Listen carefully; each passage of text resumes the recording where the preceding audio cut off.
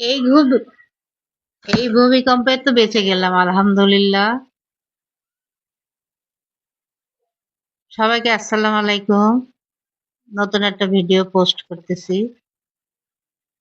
ভূমিকম্পের কথা মনে করেই শুরু করলাম আর কি, যে এতবার একটা ভূমিকম্প হয়ে গেল আমাদের, বেঁচে আছে এটাই আলহামদুলিল্লাহ। কিন্তু আমাদের বিল্ডিং এর পরিস্থিতিটা, বিল্ডিংটা যে অনেক পুরনো তাও না, কিন্তু বিল্ডিং এর যে ডেভেলপাররা ওরা খুব বাজেভাবে বিল্ডিংটা তৈরি করছে। জানি না আমার বলাটা সঠিক হবে কিনা, কিন্তু আমার কথা হলো যে আমার বলার মাধ্যমে যদি কেউ সতর্ক হয় বিল্ডিং কেনার মাধ্যমে, ফ্ল্যাট কেনার মাধ্যমে ক্ষতি কি। তবে আমার মতে মনে হয় কি যে আমাদের মতো মতো কেউ এভাবে কেউ কাউকে ঠকায় নাই। কেননা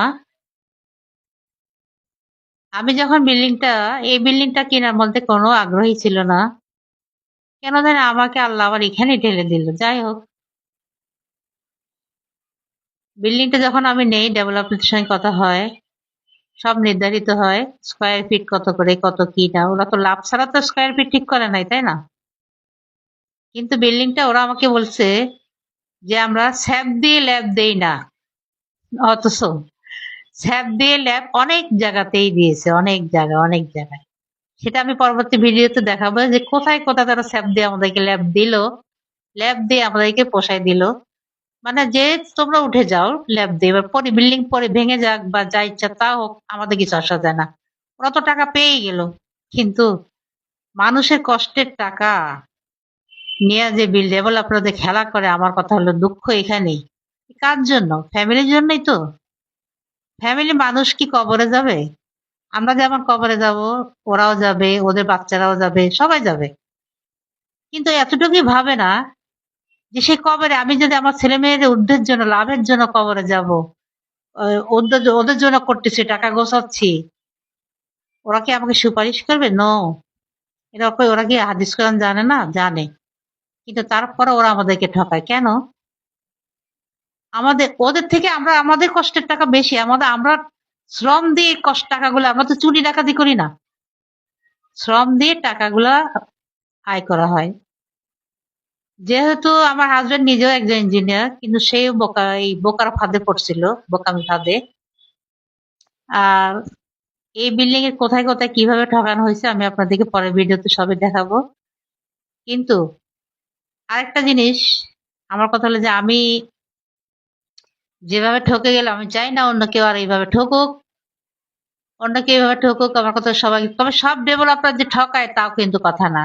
ঠকানির মধ্যে কিন্তু লিমিট থাকে। ঠকায় অবশ্যই, তার মধ্যে লিমিট ক্রস করে ফেলায় কিছু কিছু ডেভেলপার, যে ভাবে যে যা বুঝছি তো শেষ। টাকা আমাদের থেকে যেটা কথা ছিল তার থেকে বেশিও নিচ্ছে শেষ পর্যন্ত, কিন্তু তারপরেও ঠকছে। তো ভূমিকম্পে আমি যেভাবে দুলছে, আমার ফার্নিচার দুলছে, আমাদের হয়তো বিল্ডিং এর বাইরে কিছু টাইলস পড়ে গেছে, সেটা ঠিক আছে। কিন্তু বিল্ডিং এর ক্ষয়ক্ষতি আমি সবাইকে যাইতে আর জিজ্ঞেস করি নাই, জানি না কি হয়েছে, তবে দুলছে ভালোই। তবে আমি ভাবছি যে আমার থেকে আমার মায়ের বিল্ডিংটা বেশি পোক্ত। ওদের চারতলা বাড়ি, কিন্তু ওই বিল্ডিং এর কাজটা আমার হাজবেন্ডই করছে। কিন্তু ও জানে তো গভীরতা কতটুক, কতটুক কি, কতটুকু ভূমিকম্পের একটা সীমারেখা বিল্ডিং তৈরি করতে হয়, এটা তো ও জানে। ও নিজেও ইঞ্জিনিয়ার ছিল, এবং সে প্রথমে, ও কোন কোম্পানির যে ডেভেলপার ছিল সেটা খুব ভালো কোম্পানির। ওদের সাথে তুলনা করলে অবশ্য লাভ নাই, কিন্তু ওরা সেই 90 দশকেই অত্যাধুনিক লেভেলে বিল্ডিং তৈরি করছে, যেটা এখনো বাংলাদেশে এখনো করে না। আমি নাম বলতে চাচ্ছি না, যাই হোক, কেউ জানতে চাইলে বলবো, সমস্যা নাই। কিন্তু সেটা ওরা এখন আর বিল্ডিং কাজ করে না, স্টপ দিচ্ছে তখনই। মানে অনেকগুলো বিল্ডিং আছে এক জায়গাতে, যে কয়েকটা বিল্ডিং আমার জামাই হাজবেন্ড ওইখানে ছিল পরিচালনায়। যাই হোক, সেটা কথা না। আমার কথা হলো যে আমার মতো যেন আর কেউ না থাকে, আমি এই জন্য ভিডিওটা বানানো। আর কোথায় কোথায় আমাদেরকে বেশি বেশি ঠকানো হয়েছে, ঠকানির লিমিট ক্রস করছে কোথায় কোথায়, সেটা দেখাবো। যেটা একটা গরিব ঘরের মানুষ, গরিব গরিব ঘরের দেশের বাড়িতে একটা লোক বাড়ি করতে দিলেও এতটা ঠক খায় না। আর আমরা 5 তলা, 6 তলা, 7 তলা, তারপর আমাদেরকে ঠক এইভাবে। ও মাই গড! মানুষের টাকার এত লোভ। যাই হোক, আমি আজকে এটাই বলে শেষ করতে চাচ্ছি। আরেকটা জিনিস, যে ল্যান্ডের মালিক সে যদি বোকা হয় তাহলে কিন্তু বিল্ডিং আরো বেশি করে ঠকায়। ডেভেলপার তখন আরো বেশি করে ঠকায়, কেননা ল্যান্ড মালিক বোকা থাকলে তো সে তো কিছু বোঝে না। তাই আমি চাচ্ছি আপনারা যারা বিল্ডিং নেবেন, ভবিষ্যতে ফ্ল্যাট কিনবেন, অবশ্যই সব কিছু যাচাই। আমি আমার একটা বান্ধবী গিয়ে, সে আমার বান্ধবী হয় না, সমবয়সী, তারা বিল্ডিং দিবে একদিন কি। আমি বলছি আপনি কি কিভাবে কোথায় কিভাবে খেয়াল করবেন, সব বলে দিচ্ছে। তারপর ওরা কি করছে, যাচাই বাছাই করে ওই প্রপার ওই ইয়া থেকে ডেভেলপ থেকে সরে গেছে।